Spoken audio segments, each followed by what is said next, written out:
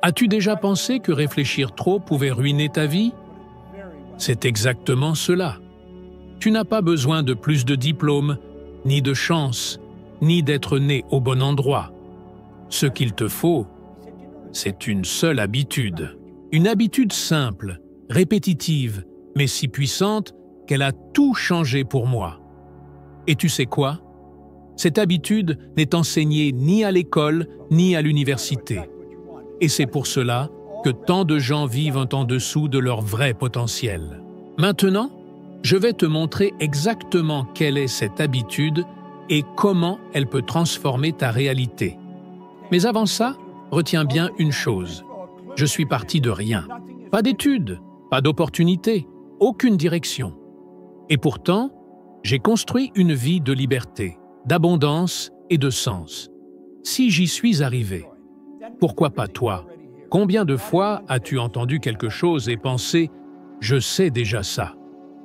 Mais si tu le savais vraiment, pourquoi ta vie n'a-t-elle pas changé?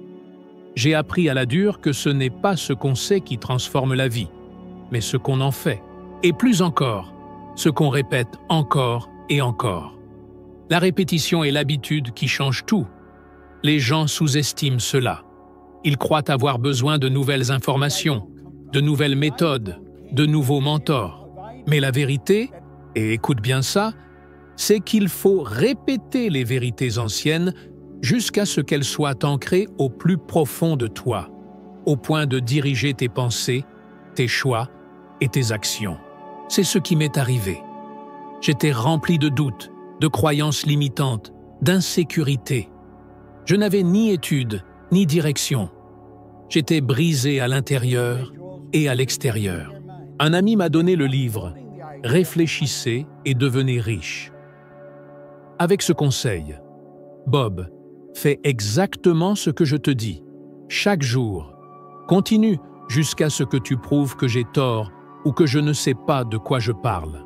Je l'ai fait, tous les jours, même sans comprendre, même quand rien ne semblait changer, même quand ma tête me disait « ça ne marchera pas ». Et tu sais quoi? Petit à petit, tout a changé. Mon comportement a changé.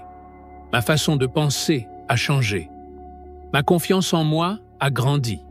Et les résultats ont commencé à apparaître aussi. Mais ce n'était pas magique, ni instantané. C'était de la répétition. Une pratique disciplinée, constante et infatigable. J'ai nettoyé des sols pendant des années, et même quand mon corps était fatigué, mon esprit s'entraînait tous les jours. Je récitais des affirmations. Je me visualisais. Je nourrissais mon esprit chaque jour. Ce n'est pas le fait de laver des sols qui m'a rendu millionnaire. C'est l'habitude mentale que j'ai construite pendant que je le faisais. Mais beaucoup ignorent cela. Ils pensent devoir tout abandonner, changer complètement de vie. Mais il ne s'agit pas de changer d'activité. Il s'agit de transformer le schéma intérieur qui dirige ta vie. Tu as déjà remarqué comment certaines pensées tournent en boucle dans ta tête, comme un disque rayé? Des pensées comme « je ne suis pas assez bon »,« ce n'est pas pour moi »,« j'ai tout essayé »,« l'argent c'est dur »,« ma vie est comme ça ». Ces pensées sont aussi des répétitions, mais des répétitions destructrices, des habitudes mentales de peur, de manque, d'insécurité. Et si tu changeais cette bande sonore? Et si tu écoutais ceci chaque jour pendant 30 jours? Je mérite d'avoir du succès. J'ai le pouvoir de créer ma réalité. Je suis capable. L'argent vient à moi en harmonie avec mon but. Je mérite une vie extraordinaire. Le ferais-tu? Ferais-tu cela pendant 30 jours? La majorité des gens n'échouent pas par manque de volonté, mais parce qu'ils ne croient pas que cela puisse réellement marcher. Et c'est précisément cette incrédulité qui les maintient enfermés, car l'esprit a besoin de répétition pour accepter une idée nouvelle. C'est pourquoi j'insiste autant. Le secret, c'est de répéter ce qui est juste jusqu'à ce que cela devienne automatique. Des programmes comme 6 minutes pour réussir fonctionnent parce qu'ils construisent une routine, pas parce qu'ils donnent trop d'informations. Quand une pensée positive est répétée suffisamment, Elle s'imprègne dans l'inconscient. Et c'est cet inconscient qui dirige environ 96% de notre existence sans que nous en ayons conscience. Je vais te révéler quelque chose que peu de gens savent. Pendant les 9 premières années de mon changement de vie, j'ai écouté chaque jour le même message audio d'Earl Nightingale, et une phrase en particulier résonnait sans cesse dans ma tête. Nous minimisons ce dont nous sommes capables. Et pour une raison étrange, nous pensons que les autres peuvent réussir, mais pas nous. J'ai entendu cette phrase plus de 1000 fois, littéralement, et je n'en ai saisi le sens réel qu'après plusieurs années. Un jour, au milieu d'un événement, cette même phrase m'est revenue à l'esprit, et pour la première fois, je l'ai ressentie comme une vérité profonde, comme si une partie de moi venait de s'éveiller soudainement. Tu as déjà vécu ce genre de moment? Ce moment où une vérité te traverse et transforme tout en quelques secondes. Voilà la puissance de la répétition. Elle transforme une simple information en vraie compréhension, et la compréhension en action concrète qui change la réalité. C'est pour cela que si je ne pouvais te donner qu'un seul conseil, je te dirais « Choisis une idée puissante et répète-la chaque jour, à voix haute, avec émotion et intention, sans jamais sauter une seule journée. Fais-le avec foi, pendant 30 jours d'affilée, et ensuite viens me dire ce qui s'est passé. Tu comprendras alors que le changement ne commence pas à l'extérieur, mais à l'intérieur, dans le silence, dans l'invisible. Et ensuite, il prend forme dans le monde physique d'une manière qui semble magique. Mais ce n'est pas de la magie, c'est de la science mentale appliquée. Une bonne répétition crée une bonne habitude, et une bonne habitude crée une vie remarquable. Le doute, lui, agit en silence. Il s'installe sans prévenir et s'infiltre comme s'il faisait partie de toi. Parfois, il se déguise en prudence, d'autres fois en logique. Et tu ne te rends même pas compte que c'est lui qui sabote tes actions jour après jour. Je le sais, car j'ai vécu longtemps ainsi. Et j'ai vu des centaines, voire des milliers de personnes figées, paralysées, non pas par manque de talent, mais par excès de doute. Pour moi, le doute est le poison invisible de toute réussite. Il te fait hésiter au lieu d'agir. Il te convainc que tu devrais attendre. Et plus tu attends, plus tu t'éloignes de ce que tu veux vraiment. Le doute vole tes rêves avec ton propre accord. Tu ne cries pas, tu ne résistes pas, tu laisses juste faire. Quand j'ai commencé à appliquer les principes de « réfléchissez et devenez riche », je n'avais aucune garantie que cela fonctionnerait. Aucune preuve. J'étais sans diplôme, sans argent, je lavais des sols et je vivais une vie vide de sens. Mais j'avais 2 choix, écouter le doute ou faire confiance, même sans preuve, sans soutien. Et j'ai décidé de faire confiance. J'ai cru au processus, à la petite voix en moi qui disait « Continue, répète, pratique, ne t'arrête pas ». Et la récompense est arrivée. Pas seulement en argent. Aujourd'hui, cela équivaudrait à environ 100 000 € par an, mais aussi en clarté, en confiance, en direction. Car le doute détruit tout ça. Il t'efface. La confiance, elle, te reconstruit. Je vais te révéler quelque chose qui pourrait te sembler étrange. La majorité des gens qui sont aujourd'hui en difficulté financière ne le sont pas à cause de la politique, de l'économie ou du marché, mais à cause d'une décision jamais prise. Et cette décision n'a pas été prise à cause du doute. Tu penses peut-être « Et si j'essaie et que ça échoue ?» Et moi, je te demande « Et si tu n'essayes jamais et que tu passes ta vie à te demander ce qui aurait pu arriver ?» Cette question fait beaucoup plus mal, crois-moi. Le doute ne disparaît jamais totalement, mais tu peux l'affaiblir au point qu'il ne te contrôle plus. Ce qui te fait avancer, c'est d'agir malgré le doute. C'est comme un muscle. Plus tu le travailles, plus il devient puissant. La confiance se construit à travers de petits gestes de courage. Chaque petit pas, aussi modeste soit-il, est une victoire sur le doute. Tu veux un exemple réel? Walt Disney, qui a bâti un empire de plusieurs milliards d'euros à partir de simples dessins. Il a été refusé plus de 300 fois avant d'obtenir le financement nécessaire pour créer Disneyland. Oui, plus de 300 fois. La plupart des gens auraient abandonné au bout de 5 tentatives. Mais lui a persévéré. Il avait une vision, et malgré tous les doutes, il a choisi de croire en son rêve plutôt que de se laisser paralyser par la peur. Pense à toutes les personnes qui ont douté de lui. Aujourd'hui, elles sont oubliées. Et lui, il vit dans la mémoire de générations entières. Voilà la différence entre ceux qui réussissent et ceux qui se sabotent. L'un a choisi la foi, l'autre a choisi le doute. As-tu déjà imaginé des projets incroyables sans jamais les réaliser? As-tu déjà visualisé la vie de tes rêves? Mais tu penses toujours que c'est trop tôt, trop tard ou trop compliqué? C'est le doute qui te dirige. Et plus tu l'écoutes, plus il devient fort. Et toi, tu deviens plus faible. C'est pourquoi l'action est l'antidote. Quand tu agis, tu montres que c'est toi qui tiens les commandes, même sans connaître tous les détails du chemin. Dans mon cas, le pas suivant a été d'accepter le conseil d'un ami et de commencer à appliquer les principes de richesse alors que je lavais encore des sols. Rien de glorieux, mais ce fut un tournant. Tu penses peut-être? Mais j'ai peur. Et je te dis, c'est normal d'avoir peur.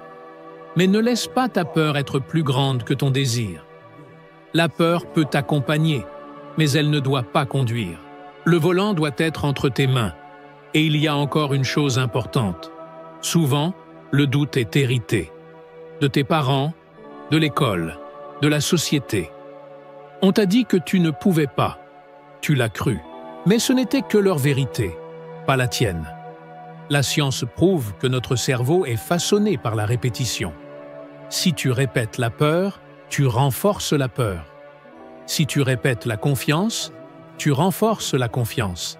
Quand le doute commence à faiblir, ton véritable potentiel émerge enfin, et à partir de là, plus rien ne peut t'arrêter. Je me tenais tout au fond d'une salle de conférence d'hôtel, discret, timide, silencieux, avec environ 1000 personnes assises devant moi.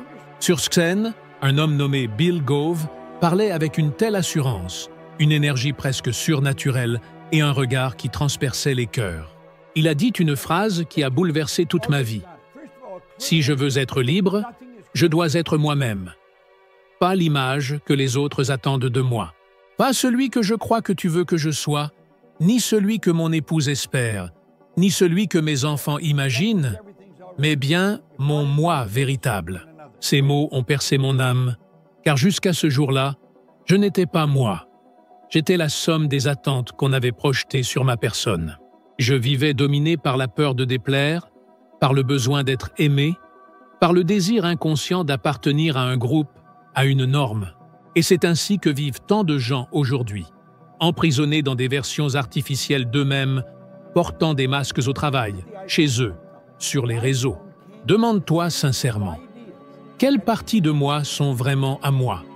Et combien sont copiées, imposées, héritées d'autrui ou de la société? Moi, j'ai passé des années à essayer de rentrer dans les cases, à paraître normal, à jouer le rôle qu'on attendait de moi, et ça me vidait de l'intérieur.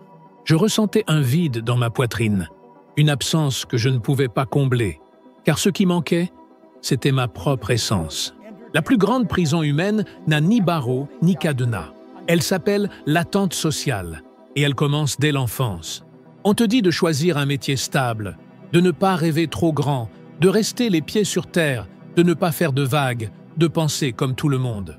Et alors tu te retrouves à mener une vie qui n'est pas la tienne, à faire un travail qui t'épuise, à vivre des relations qui te vident. Tu t'habilles comme il faut, tu parles comme il faut, tu penses comme il faut.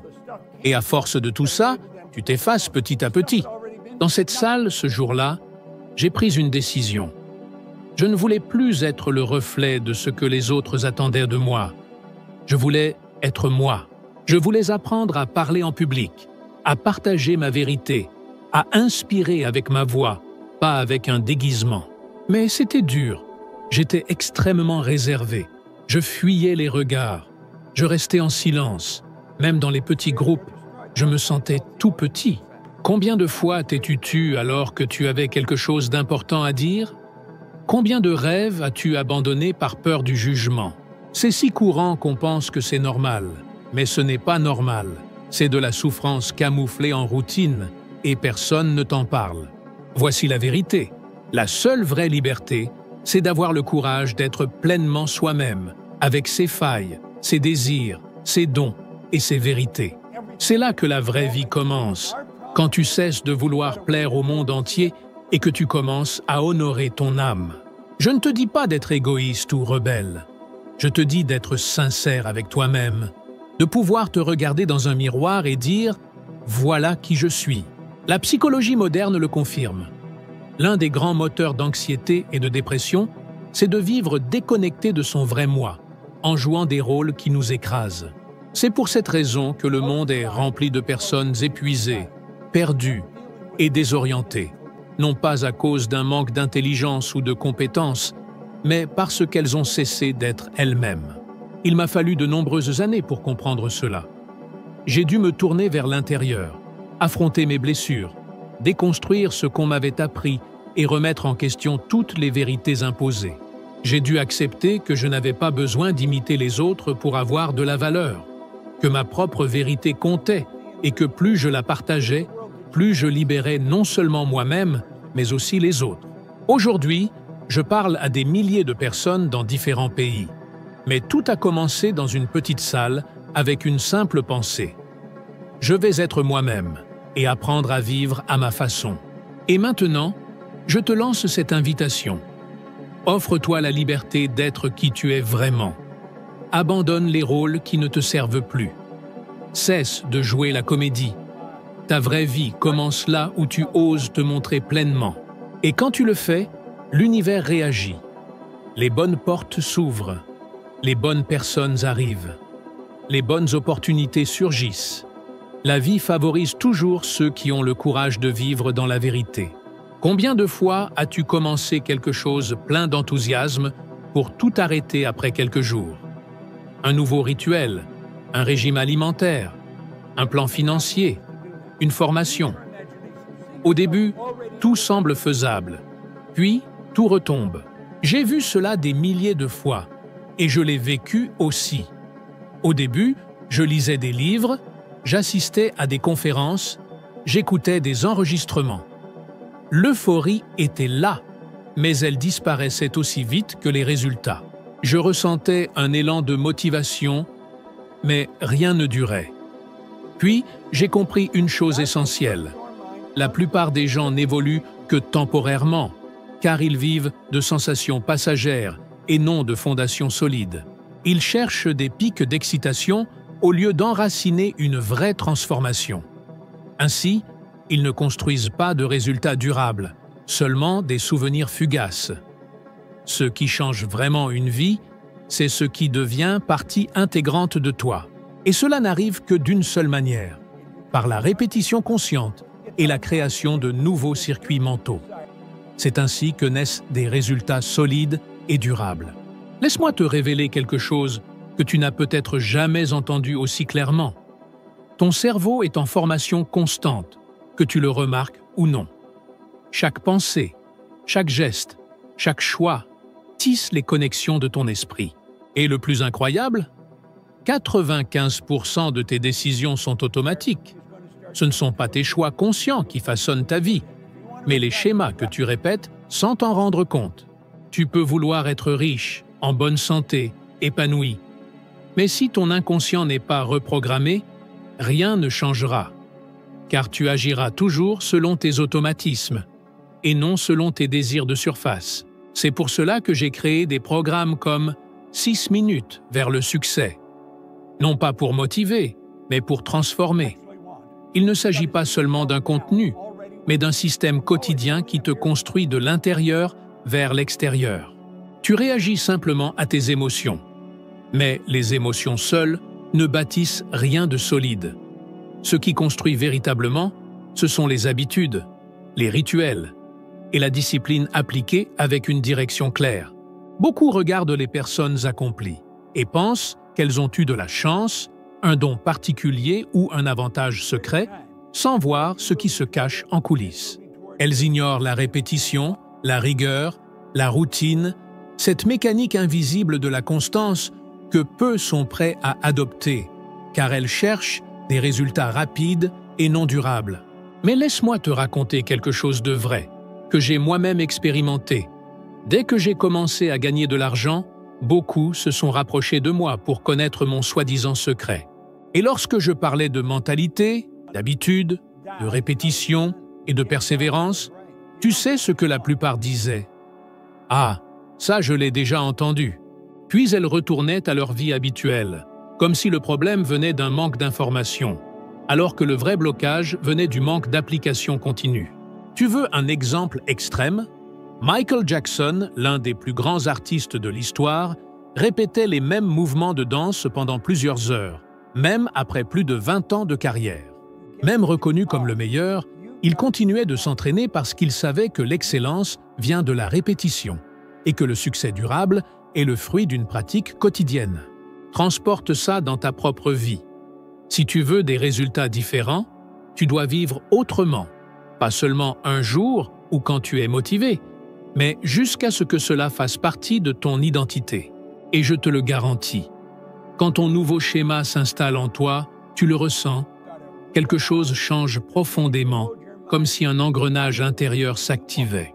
C'est comme si ta réalité commençait à s'accorder avec ton nouveau rythme intérieur. Et à ce moment-là, plus rien n'est comme avant. Tu n'es plus en réaction au monde, tu le crées. Les résultats durables ne viennent pas de ce que tu fais de temps en temps, mais de ce que tu fais toujours, jour après jour, avec constance et engagement. Quand tu agis comme si tu étais déjà la personne que tu veux devenir, l'univers tout entier conspire pour confirmer ta nouvelle identité et renforcer ton chemin. Alors, pose-toi la vraie question. Veux-tu juste te sentir bien quelques jours ou construire une vie qui continue d'évoluer même quand l'euphorie disparaît? Si tu choisis la deuxième option, il te faut un système, il te faut une idée, il te faut la répéter, la vivre chaque jour avec foi, discipline et intention profonde. Un jour, tu te retourneras et tu réaliseras « j'ai changé ». Ce n'était pas un miracle, c'est parce que j'ai créé un schéma et ce schéma a donné naissance à une nouvelle réalité. C'est là toute la différence entre ceux qui vivent de hauts et de bas et ceux qui vivent avec un but. La vraie transformation ne vient pas d'un apprentissage unique. Elle naît de la décision de pratiquer chaque jour, jusqu'à ce que cela devienne une partie de toi, avec répétition consciente, action, malgré le doute et courage d'être toi-même. Et surtout, elle vient du choix de construire des résultats durables, qui restent quand l'enthousiasme s'éteint, et non des succès éphémères qui s'effacent avec le temps. Maintenant que tu as compris ça, tu es prêt à monter d'un cran.